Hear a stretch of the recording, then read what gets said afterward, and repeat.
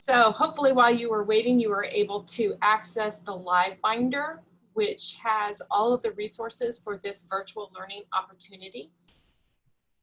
You can either scan the QR code or type in the bit.ly to take you to that Live Binder.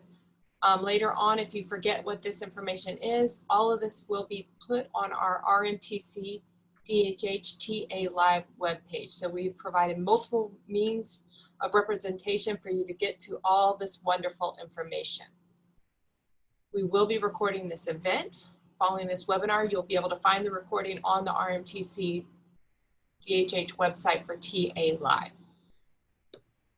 So once again, welcome everyone to the special TA Live, Keeping It Distant, educating students who are deaf and hard of hearing through virtual education. I am Carol Wilmot with Resource Materials and Technology Center for the Deaf and Hard of Hearing. And I'm joined today by our whole team. You should know a little bit about the Zoom environment before we begin. Note that today's webinar is being captioned. To see the closed captions, you need to click on the button in the Zoom menu, and captions will appear along the bottom of your screen. Thank you to Cindy, the captioner today, for her services. We will also be using Google Captions for you to see this option too. We want you to compare the difference between the Google Captions, which is automatic captions, with the CART captions to see the difference between Universal Design for Learning and an accommodation. Thank you to Katie and Catherine for interpreting this webinar today. We're going to model having only the necessary videos up to make it less visually distracting for you. The interpreters will be turning their videos on and off when they are interpreting, and we will have multiple presenters, but only one presenter will share their video at a time when they're talking. We have a YouTube video created by another project about best practices for interpreters in the Zoom environment in the Live Binder. I do want to note though that is for meetings, and so this environment is a little different than meetings. This is a webinar, and we've been having some challenges on how best to make the interpreter accessible during a webinar. And due to high call volume, we were not able to get a hold of Zoom today. We do want to make sure that everyone can contribute to the conversation. So even though your microphone is muted, we want to hear your questions, comments, and thoughts so that we can interact with you in the room. If you don't see the chat panel, click the chat panel button in the bottom Zoom menu and you can select specific attendees to chat with during the webinar. Above the field where you enter the text, you will see a blue drop-down menu. You should be able to select everyone if you want to communicate with everyone. So all panelists, everyone and all panelists. We will have time for questions at the end. So if you have questions along the way, you can put them in the chat or the question and answer box. If we do not answer them through the presentation, we will get to them at the end. I also want to thank Nancy because she will be helping to monitor our chat and interrupt as we go along the way to let us know what questions are in that chat box. There is an option where you can pin the interpreter. So if you do need the interpreter for access, it has to be done on your end. But again, we will be switching between Catherine and Katie. So if there's next to, if you hover over that, there should be 3 little dots where you can pin the interpreter. We're trying the spotlighting, so hopefully that is working. That's one workaround we found to be able to highlight that person.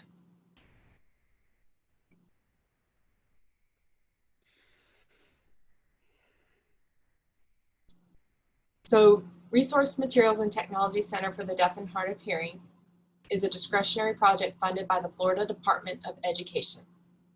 All our services and materials are available for free. Right now, we cannot come out to you in person, but we will continue to work to provide you all these services virtually. We're having to get creative too at this moment to try to get all these services out and continue our job.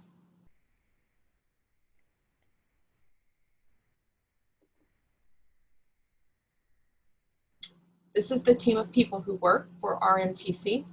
All of us work collaboratively to support your needs, no matter what part of the state you're in. You can reach out to any or all of us. Sometimes if it takes a little bit of time for us to get back to you, that's because we're consulting the whole team to make sure we give you the most comprehensive answer.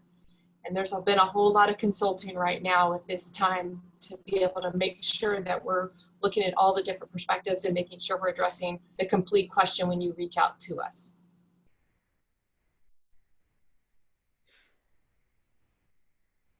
So welcome to this special edition of TA Live.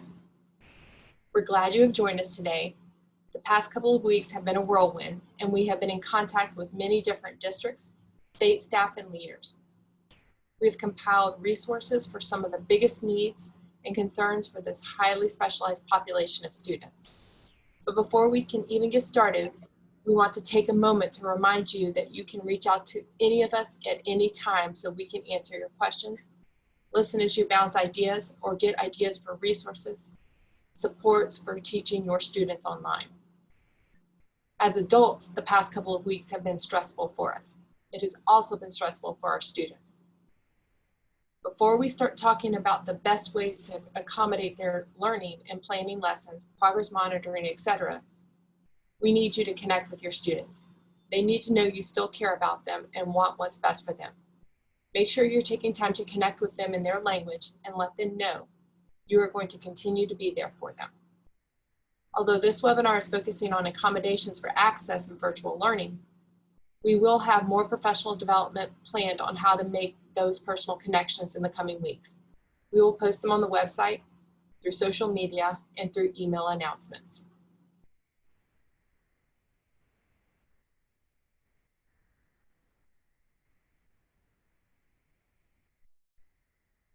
So we have read all of your questions you have submitted, and we will answer all the ones we can during this webinar that apply to all. Some of your questions were very individualized, so we will have to contact you directly to answer those questions. Some of your questions will be answered in more upcoming webinars, like the Teams for Instruction, Flipgrid for Student Voice, and other Microsoft add-ons. The first line of response RMTC was to create a web page where you can go for resources, tutorials, and information on delivering instruction digitally. RMTC has set up an online virtual office hours where professionals can pop in at a time convenient to them to touch base and get some feedback on ideas and concerns they have. As always, you can request one-on-one virtual support for more in-depth or sensitive subjects. The Virtual Learning Deaf Hard of Hearing Collaborative Basecamp is a great opportunity for people to collaborate on lessons, resources they are using to reach their students.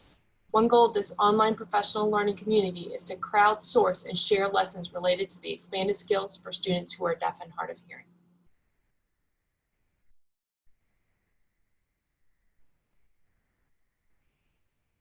So upon completion of this webinar, participants will be able to identify and justify the need for accessibility supports used in teaching and learning, describe best practices for supporting students who are deaf and hard of hearing in the virtual learning environment, and select and prepare virtual learning environments to meet the needs of diverse learners, including those who are deaf and hard of hearing. As we do today's presentation, we will be modeling accessibility, such as today we have CART, we have interpreters, we're using Google Slides with their captions on, we're trying to pause before reading a slide, and many more. Now I'm going to pass the microphone over to Sherry. Hi, everyone. Will someone get the door, please? All right, so let's get started. We're going to start by talking about how we can justify the accessibility controls that are embedded in different features. So take a second to read this graphic on the next slide. Accessibility is mandated and therefore expected by state and federal agencies for supporting listeners who may not be able to fully access auditory information, whether that's derived from a sensory-based disability or a neurological or learning-based disability. Further, students themselves can't be responsible for implementing their own IEPs, which means just because a student doesn't ask for that accommodation doesn't mean that it shouldn't be provided.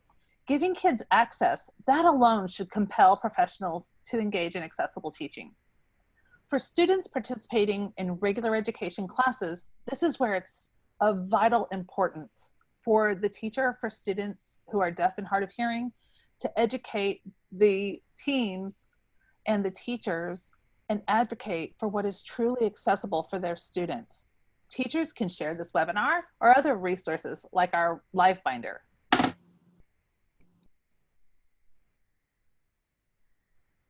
What's interesting about accessibility is that though accessibility accommodations are mandated and therefore required in order to create an equitable learning space, many of the supports we put in place because we have to will actually benefit many other students in the room at the same time. And some examples of those would include whole class sound field systems that are used in classrooms to increase a student's ability to access the auditory signal. Those have actually been shown to increase engagement and attention for all the students. Plus, it also reduces the risk of voice-related injuries to teachers. Studies have shown that captions improve attention, increase reading abilities, and provide additional supports to students other than those who are deaf and hard of hearing. And another accommodation that is good practice for kids who are deaf and hard of hearing, but benefits many others, is taking turns and using graphic support for all verbal and communicative content.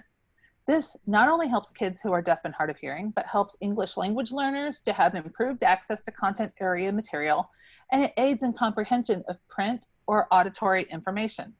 For more information on this topic, feel free to check out the presentation on the slide, which can be found on our website and in the live binder.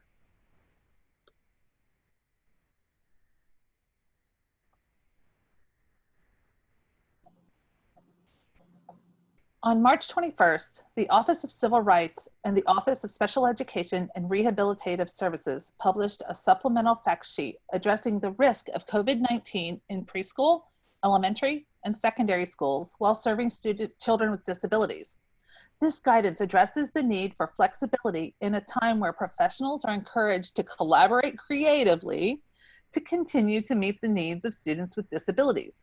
However, in the bottom half of page 1, in big bold letters, it reads, "To be clear, ensuring compliance with the Individuals with Disabilities Education Act, Section 504 of the Rehabilitation Act, and Title II of the Americans with Disabilities Act should not prevent any school from offering educational programs through distance instruction.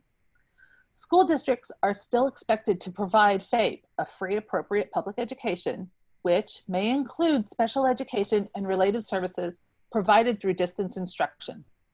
This guidance follows a question and answer document published by the Department of Education on March 12th, which was just at the beginning of when we were transitioning to virtual learning. Both of these documents can be found in the live binder.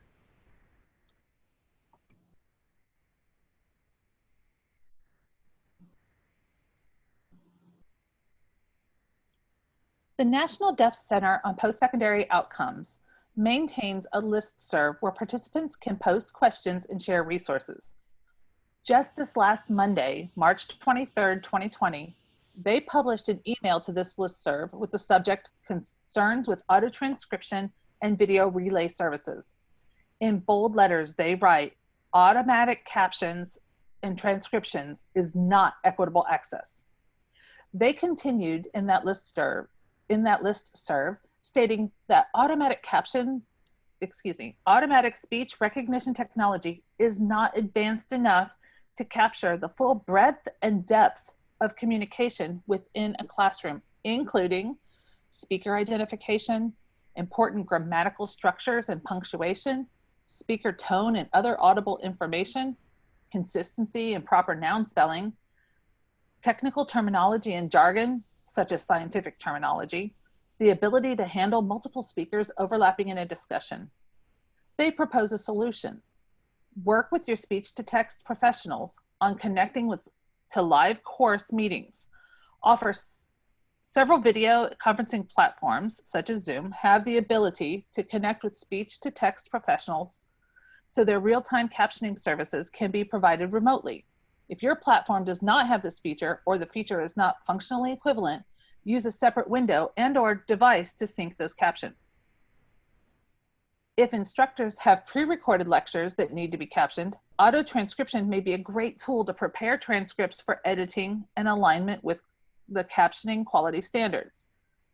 The courts even recently ruled that quality captioned media provides equal access to students as required by law. So what's the best practice?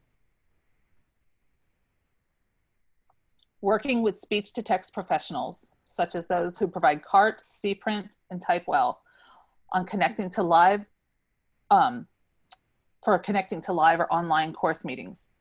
Today's captions are being provided remotely by alternative communication services by a certified communication access real-time translation captionist. We're trying to model the best practice. Again, make sure that sometime during this webinar, you're comparing the accuracy of the auto-generated captions on the top, which are from Google, and the accuracy of the CART, which is down on the bottom.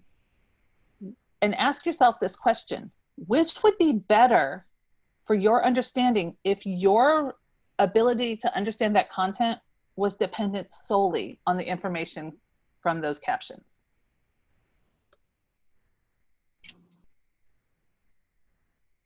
There are 3 types of captions available out there. Oops, sorry, I'll wait. Okay, there are 3 types of captions available. Here are some of the resources where you can investigate and hire the service that best meets the needs for your student. And I bet you can guess where you can find those in the Live Finder.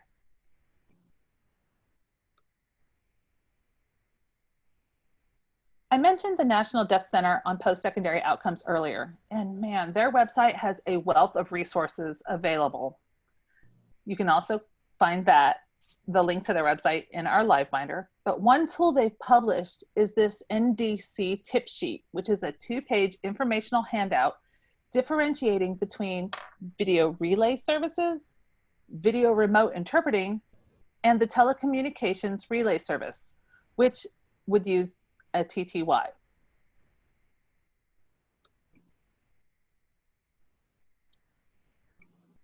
From this tip sheet, we gathered this information. The importance of appropriate interpreting is another hot topic in the discussions for virtual education. That listserv addressed some of those hot topics. Some students are being provided accessibility via video relay services, where the student video calls into an offsite interpreter who then calls into the phone option in the web platform. The interpreter signs auditory information into the video and then voices for the student on the phone line. However, though this is free, it may not necessarily be an accessible manner for delivering communication. The National Deaf Center on Post-Secondary Outcomes advises video relay services, or VRS, are for deaf individuals who use sign language to communicate. VRS is applicable for one-on-one phone calls with instructors, disability services providers, general conference calls, etc. However, it is not advisable for deaf students to access online class meetings or discussions. Consider the following concerns about using VRS during this time. Consistency cannot be maintained. Every time a deaf individual places a call through VRS, they get a different interpreter from anywhere in the country.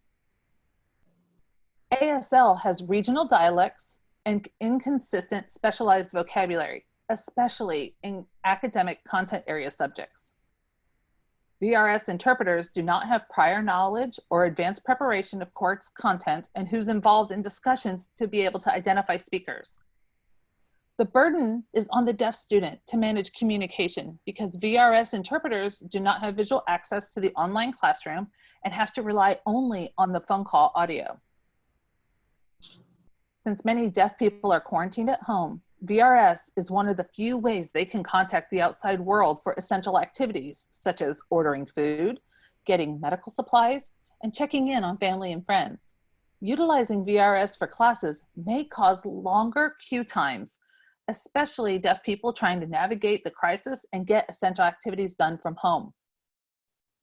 And of course, there is no guarantee that a VRS interpreter would even be available at the scheduled time for a class. So, what is the best practice for utilizing interpreters? The best practice would be utilizing the same interpreters that have been assigned to the class, and those interpreters should continue to provide services through remote interpreting.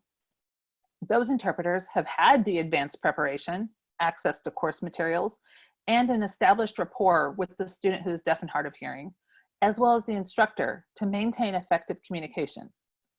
Consistency in use of jargon, technical vocabulary, and established signs with the student who's deaf allows the interpreter to interpret class information accurately, which is essential. Work with interpreters to get them connected to your online learning management systems, video conferencing tools, and other platforms as needed. Yes, they need to interpret live sessions, but the interpreters for the students could also meet with them in virtual rooms to interpret text, recorded videos, sign a story, and more.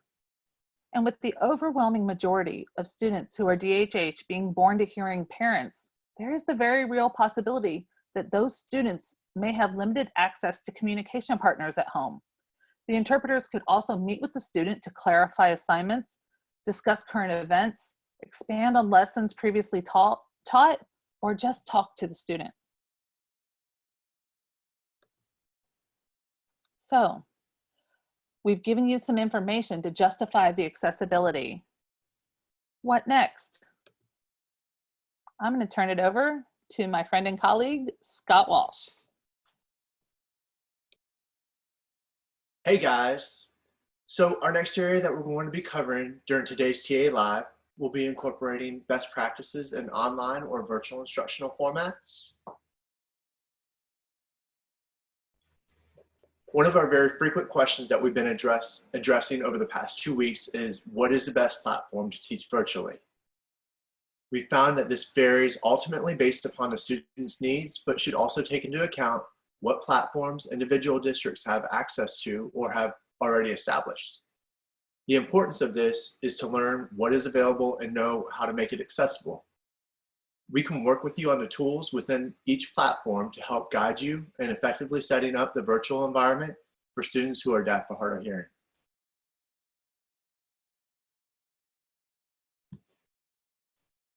So where do we start?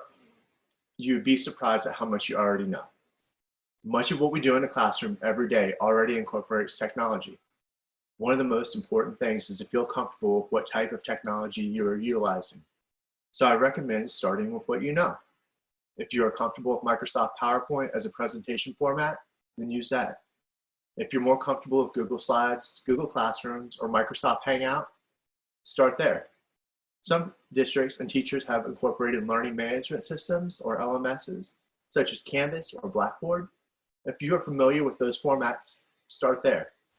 The point is to find the resources that you are most comfortable with and learn how to use that type of technology to develop and deliver instructional content virtually.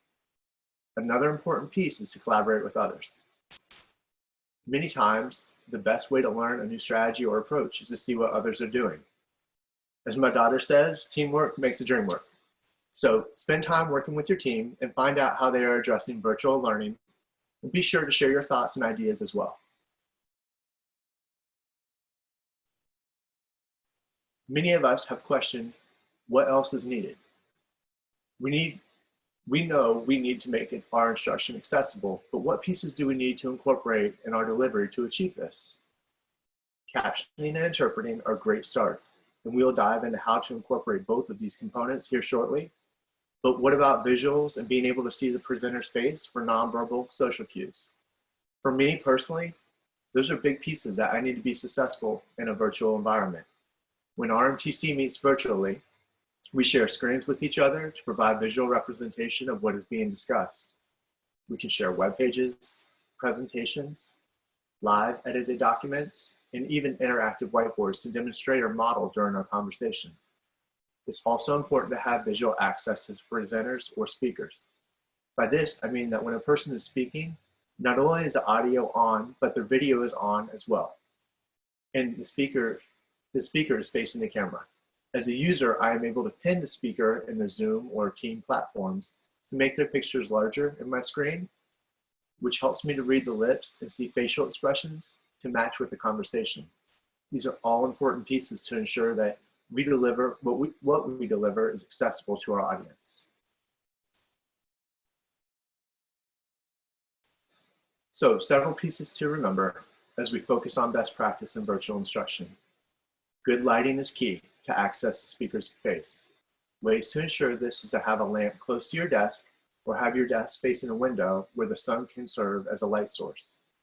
Have a background that is visually calm and is an important piece. You can achieve this by simply using a blank wall in the house as your background. I've seen others use like clotheslines with a solid pattern sheet draped across them. As creative as you guys want to be to make that happen. An important note to have with this is having a solid background helps outline your hands as you're signing with the students, making the conversation more accessible. Another area to consider is to keep mouths visible for speech reading. We addressed this in a previous slide. However, what we haven't discussed yet is that when you are in a virtual conference room, regardless of the platform, each user has a name at the bottom of his or her profile picture. If the camera or the speaker computer is tilted up, the name can cover the speaker's lips, and it makes it difficult to see what the speaker is saying. Another point is to make sure that signing space remains visible on the screen. This can be kind of tricky. So if you're too close, you'll be signing off of the parameters of the screen. But if you're too far away, you'll be difficult to see. Because of this, there's kind of like a sweet spot where the signer is not too close nor too far away, making the signing easy and accessible to the audience. And lastly, a solid or neutral tops or a shirt or a blouse will help limit the eye strain and distraction. Similar to your background, if you have a solid colored shirt on, it will help promote accessibility for your audience.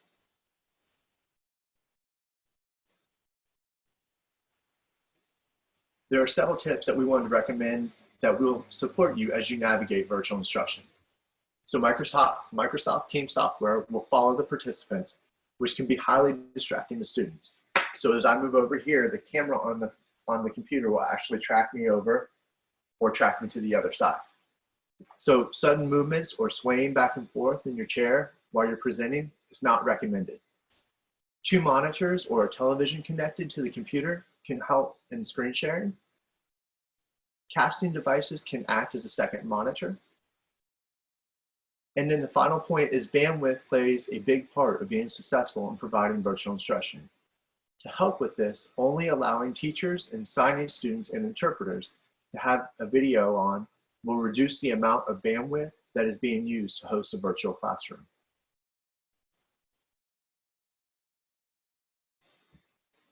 So now that we touched base on best practices for online instruction, we're going to move on to virtual learning tools that can be incorporated in online instruction for students that are deaf or hard of hearing.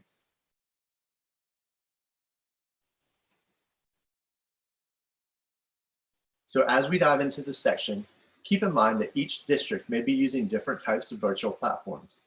We're going to cover tools that can be incorporated in each of these different environments to support with accessibility and access.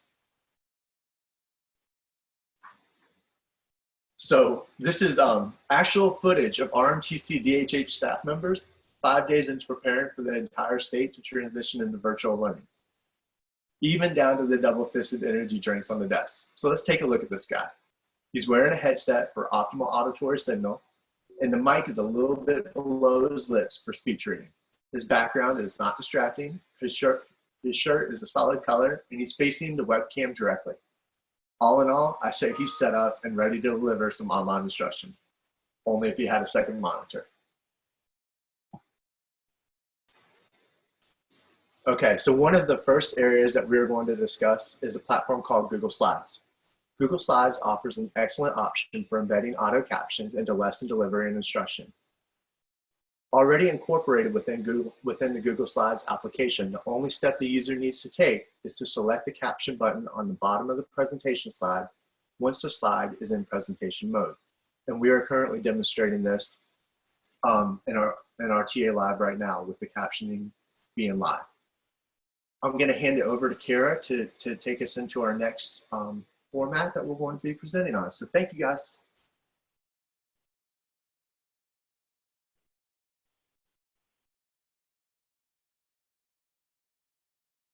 Maybe, I'm back. So some of you may be familiar with Microsoft Translator with PowerPoint. We've created a handout that goes in more detail about using the plugin with PowerPoint. This video we're about to watch says it can only be used with PCs, but it is actually now available also on Macs, but with fewer features. It is also now available online through the Office 365 web-based PowerPoint, so that you can add captions to all the different formats. But the only version where you can download the transcripts afterwards is if you use the desktop version on a Windows PC. I'm not going to show you the full PowerPoint. I just want to be able to show a small sample of it so you can see what the captions look like when it's in Windows PowerPoint. To share with audience members so they can follow along in the language of their choice on their phone, tablet, or PC. Now you're ready to start presenting. As you can see, as I talk, the translator add-in recognizes my voice and displays this transcription in real time on the screen. This is powered by the Microsoft. So as you can see in the PowerPoint, it added the captions, and you can actually decide for it to show at the top or on the bottom. This full video is in the Live Binder as well as on the Microsoft Office web YouTube channel.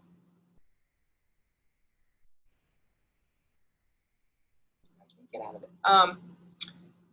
it. So if you would like to go watch that, you can learn how to use that fully with your students with PowerPoint.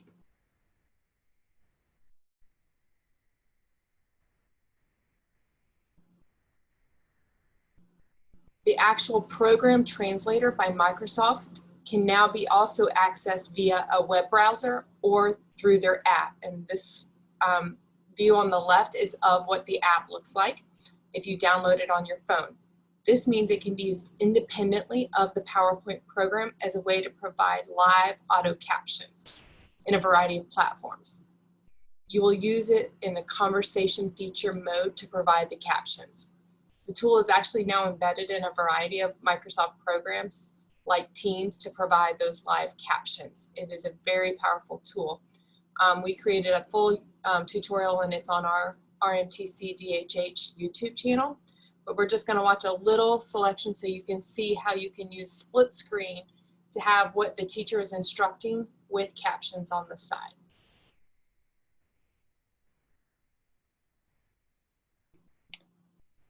Now, I'm going to bring up the instructional materials that was assigned to one of my children, and I'm going to put it on the left side of my screen, and I'm going to put the translator on the right side of my screen. I can even adjust how much of the screen it takes up. So I'm going to go ahead and close out the QR code so that I have more information over here to be seen with the captions.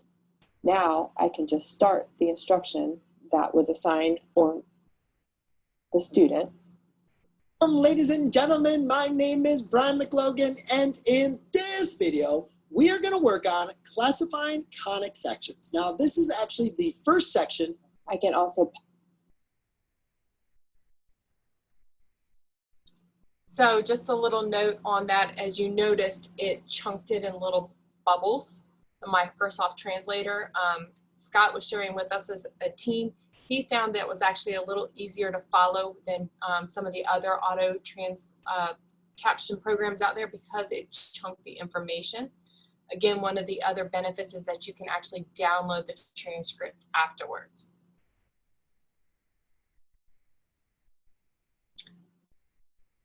So several of these programs like Teams and Zoom have whiteboard features built in where you can actually annotate right on the screen for your students. But we found another cool little tool that can be used in these online virtual platforms, or whenever you get back in your classroom, you can actually project it on your screen in your classroom, and it's called Classroom Screen. And it's classroomscreen.com, and it's completely free. But the nice thing about the classroom screen is that it has a whole bunch of different widgets is what they call them, and you can see these all down here at the bottom that you can use with your students to make the classroom more interactive and more visual. So like they have the red light, green light, yellow light here that you can let them know how their noise level or how they're doing with their activity. You can type little notes. There's a drawing feature. This is an automatic name generator, so you put all the students' names in there and then you hit choose, and it will populate one of the names to be able to call on that next person. So it happened to populate Sherry next to be called on for an assignment, but not really today. But we have provided the link to this in the live binder, as well as a little tutorial video on all the different widgets you can use with Classroom Screen. With that, I'm going to pass it on to Candace. Hey, y'all. All right, so some of you may have seen Streamer before or heard of Streamer before. Streamer was actually created by individuals who are deaf or hard of hearing themselves. It's a private, secure website that's created with an account that allows for auto-generated captions through a transcription of a conversation. It can be used in a variety of settings, and there is a free 30-day trial. After that, it's $99 for the year, but currently they're offering it at $89 for the year. And RMTC has created a tutorial on how to use Streamer as a captioning option in a virtual environment. We're not going to watch the entire tutorial. Like Kara mentioned, if you go to our YouTube channel, you can see the entire step-by-step tutorial, but we're going to watch just a little bit of it right now.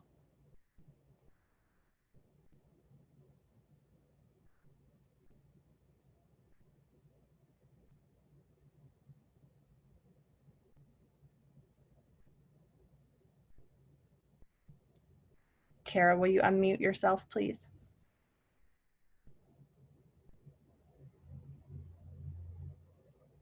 Kara. I'm trying, sorry. All the buttons. Okay, we'll try that again. Thank you. Your room. I created my room to be RMTC-DHH. Here I can click on the microphone button on the bottom left-hand corner. I turned on the microphone. Now my captions are starting, as you can see. I can type in phrases, and the students can as well. They can click on, I didn't hear it, or I don't understand. As a teacher, I can say, this is the deadline. So I click the deadline option phrase, and I'm going to click send. So that gives them the option that this due date for this item, and has them has it highlighted there. To use this when you're sharing your screen in a virtual platform, if you're teaching virtually, you can have your screen be split screen, where you can put the streamer on one side and have whatever you're on the other side. So I had a readworks.org article poem up where I wanted us to read through it together and discuss it as a class. This has my captions on the one side and the article on the other, keeping the accessibility open. At the end, I can download my transcript as a text file. I can include a summary. And there are many different options that you can use in Streamer. But that's it.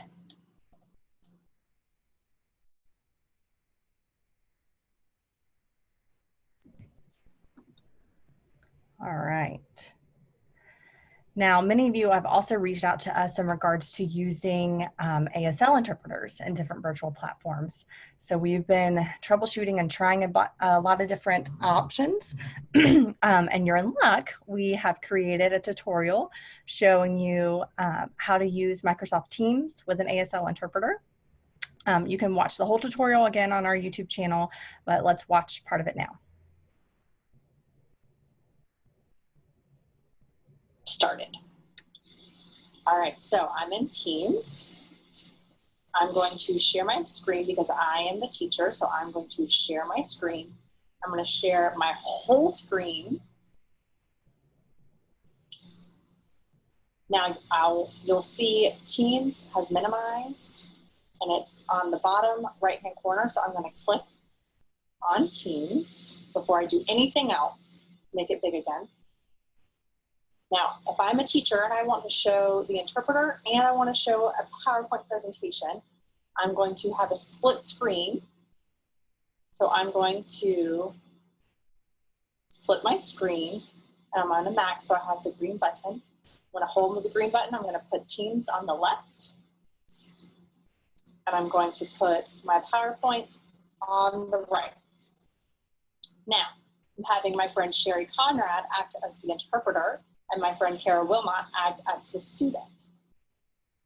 So I want to pin my friend Sherry so that I can see her screen better and bigger. So I'm going to click on the 3 dots next to her name.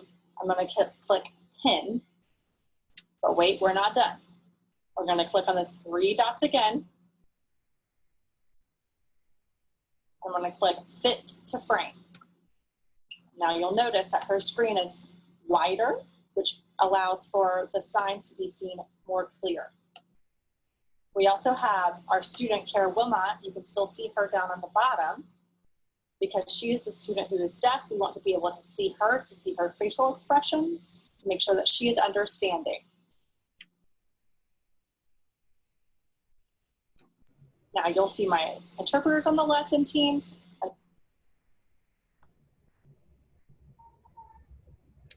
All right, so like I said, you can see the whole presentation in our YouTube channel and also in the live binder. Something to keep in mind real fast, Kara, can you go back to that last slide? So something to keep in mind if you're using Teams and an interpreter and do what we just saw in that tutorial, you won't be able to use the auto-generated captions that's embedded in Teams. That's why I used Microsoft PowerPoint and the split screen to use the auto captions that way through PowerPoint rather than in Teams. If you use Teams, you probably know what I'm talking about. If you don't, then you can reach out to us and we can guide you through it. Okay. Okay, so we've justified accessibility tools. We've considered online best practices. We've reviewed several tools for supporting students in the classroom. We know this is just getting you started and you may have many more questions or need to come and get some scaffolded practice with us, and that's fine. We are here to support and affirm you and help you to make this a smooth transition for you, okay? So, and last but certainly not least, some of the questions you sent us and the registrations were not covered by the topics we discussed in the presentation. So we're going to answer some of those now, and then we're going to get to your any other questions you may have, okay? All right. So one of the questions that we received was, how do we ensure district service minutes are being met? Right now, it is fluid and constantly changing. We are waiting for more guidance from the U.S. Department of Education and the Florida Department of Education, and we'll make any recommendations in the future based on that guidance given, okay?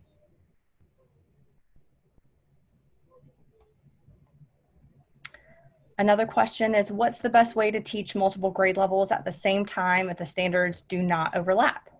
That is the age-old question, right? So there's no one-size-fits-all approach to this virtual learning thing. You have to be flexible because virtual learning is flexible. Additionally, the Common Core standards are actually made to build on one another year after year. So therefore, the teacher can differentiate instruction and or tasks. It's kind of similar to being a self-contained teacher, which I was for several years. And like I had multiple grade levels in one classroom all day and had to be creative. So you might have to get creative. If you need more guidance or suggestions, you can always contact us and we can set up a virtual meeting to talk through that.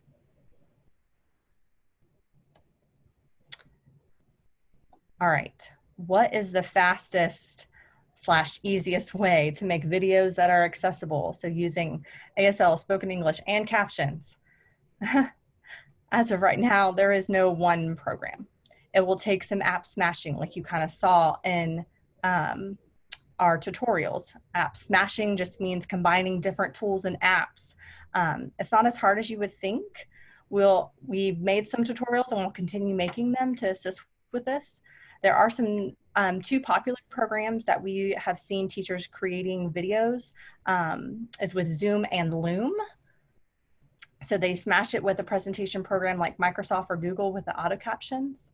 I prefer Microsoft because of the capitalization and punctuation in Microsoft rather than Google Slides. Like we're using Google Slides right now, and there, as you can tell, there's no capitalization and punctuation in it. But the recommendation is to use what you are comfortable with first, right?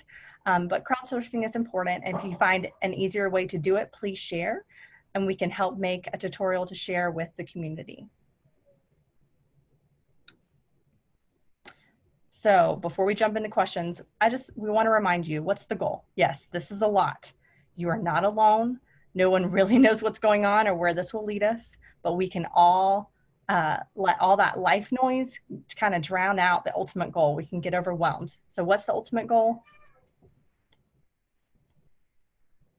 The goal is to get our kids across the stage at graduation into post-secondary education or careers. Our kids are the reason we are here, the reason we struggle to fight and even sometimes become the masters of this technology. Above all, it is about our kids. All right, so now we got a little bit more time for questions.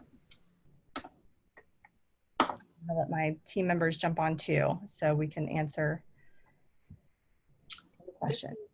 Tara, and Stacy had a question about, has Zoom been vetted by the Florida Department of Education as permissible as far as FERPA is concerned? Zoom has a statement that says that they are FERPA compliant. The problem is when we're using them in the home, we can't guarantee who else is going to be in the home and coming in the rooms, which is the concern with a lot of districts right now. Do you have that parent coming in from behind or that other visitor in the home coming in behind to see what's going on in the classroom? But there was some guidance that has been loosened up some with FERPA, but I'm not sure quite how to interpret that at this time right now. Kira? And Jessica, I see, I'm sorry.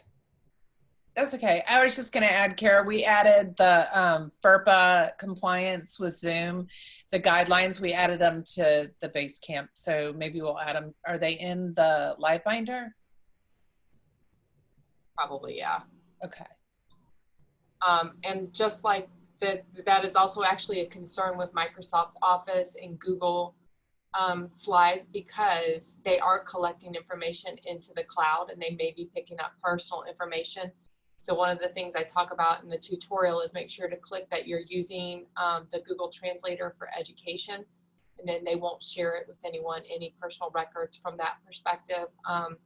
And I think that's why if you use Google through your school district, again, it's Google Classroom features. That's why not everybody has access to Google Hangouts. Some districts actually block Google Hangouts and only for certain people. That makes it FERPA compliant. Orange County, yes, Aubrey's sharing, Orange County only uses Big Blue Button and WebEx, and they are FERPA compliant. But again, Zoom is FERPA compliant, all these different things. The concern right now and that a lot of people are worried about is because you have additional people, you don't have the restrictions of the classroom right now, because anyone can walk into a room when you're doing these sessions. We also have a question from Ann Rainey. Could you provide some suggestions with how DHH itinerant teachers could serve their students? I think a lot of this, and you guys can join in, is going to be one-on-one with the kid. For itinerant, like most of the time you are one-on-one, you're going to set up those one-on-one sessions. My children personally have already started school this week. They're in at the dining room table. And I've been interrupted quite a bit, having to problem solve things with them this week. But my daughter's high school is doing 45 minutes of instruction. for each block, and then 45 minutes of independent work where they can reach out to anybody they need help with. And then they're only doing their block schedule Monday, Tuesday, Wednesday, Thursday, and then Friday is all day support. So there are lots of times that she could actually be tagged if she had an itinerant teacher. My son, his school is actually making everything completely asynchronous. So all his assignments are posted and he's just going in and doing them and reaching out to the teacher when he needs help. So again, he's in middle school. If he had an itinerant teacher, they could reach out. So it's going to be different from school to school, because I've even heard here in Duval County that not every middle school is doing it asynchronous. That's just what his middle school chose to do. So it's going to be a case by case, but with the way that they're working, I think there's plenty of opportunities for you to set up and schedule those meetings and meet with them. And a lot of your meetings might be starting with some of the expanded skills of asking for accommodations in all these different settings and teaching them how to pin their interpreter, how to turn on captions when they're struggling in that. Anybody else want to add something? I was just going to add, how cool is it that we now have the technology to be able to bring students with similar needs in at the same time. So for example, if you're serving a district where you've got 3 or 4 middle schools and you have 7th graders who are all working on similar standards academically, but also who may be working on similar expanded skill standards, we now have the ability to transcend geographical limitations and bring them all into the room at the same time, which is so exciting, because then they can meet with in that those components of IDEA where we are expected to try to get students together with peers who communicate in the similar or same modality. We have the ability now to use technology to meet those needs. So I'm really excited. Even after we all return back to school, I hope that these are some of the tools and resources we can use going forward to help students maintain those communication skills and that socialization. So we have some other good questions like Loom. What about Loom? Loom is to record a video and then you can post that video, and we're gonna be working on some tutorials on Loom. It's pretty quick and easy. It's not a communication tool as in back and forth. It's an asynchronous. You make the video, you post it, but it's a very quick way to do it. So we'll be working on that. Functional listening, they're going to need their assistive technology to be able to listen, and you can do functional listening of how do they listen best on the computer so that you can make those recommendations. And we can problem solve that with you one-on-one, Lauren, if you'd like to, but yeah, they will have to have access to the internet and some kind of tool to listen in. Keely said, what if it's paper-based and their parents don't sign? Well, we're going to have to make exceptions to the rules. I know districts are being told that they can reallocate money. You can actually get mobile hotspots, and those districts may need to consider that for some of those students to get those mobile hotspots to the families, and that those students, because of their language and their need for ASL, again, that's where that communication plan is so important, that they need the ASL. They may not be the ones that can do paper-based only. They may need a way to access that interpreter, and that may only be through the internet. And so the districts may need to look at those mobile hotspots for some of those kids. And again, we can talk to you guys one-on-one about that.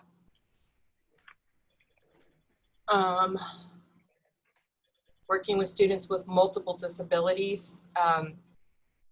Every district is supposed to be addressing that. So I would be checking with your team with the IND.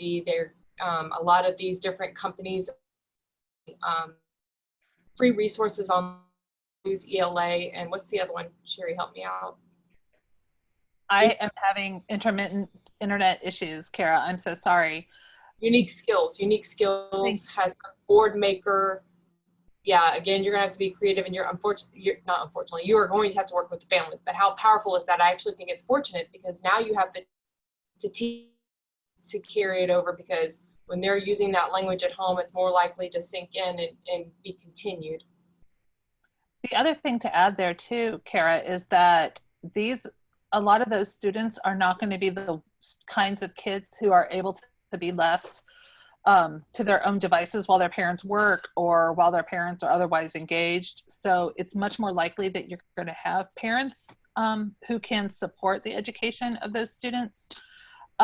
So, I've read a lot of articles here lately about like, how do you provide occupational or physical therapy through distance learning? A lot of it is really teaching the parents how to teach their students. So again, this is giving us another opportunity to really solve some barriers that we've had in the past. And I do believe that working with students and their families is going to be the best way to help those students who have multiple disabilities, including those who are DHH.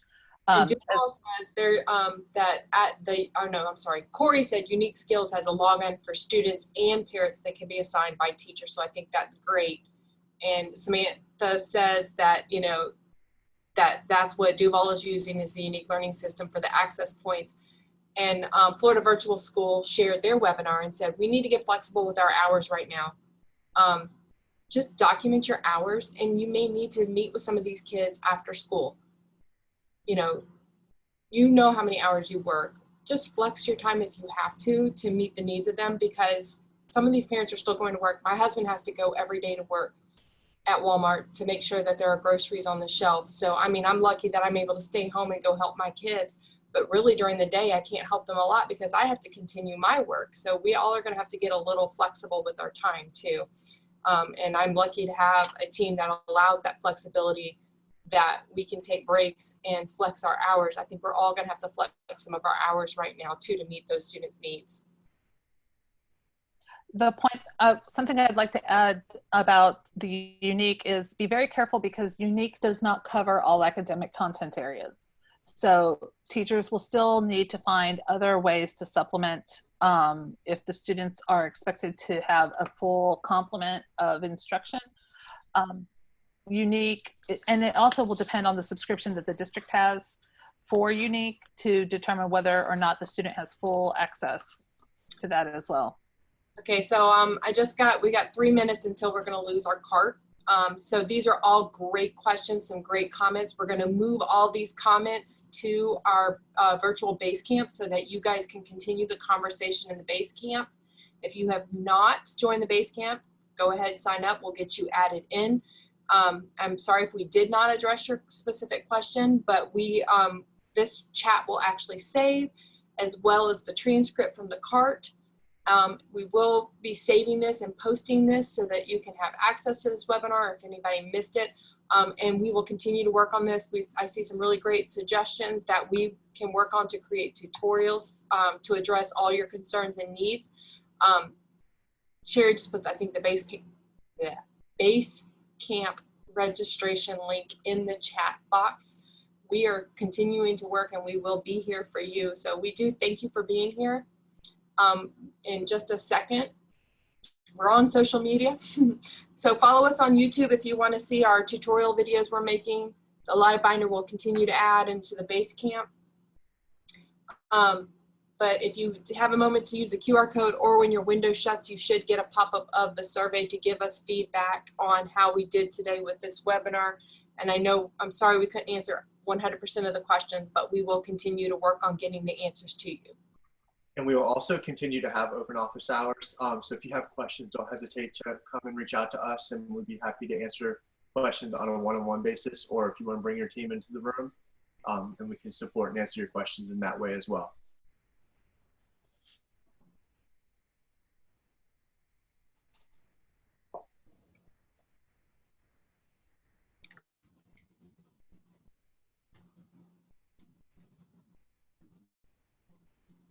All right, we will see you soon. We're looking for 3 webinars next week, Tuesday, Wednesday, and Thursday. We'll get them advertised as soon as possible, and the first one being how to use Teams.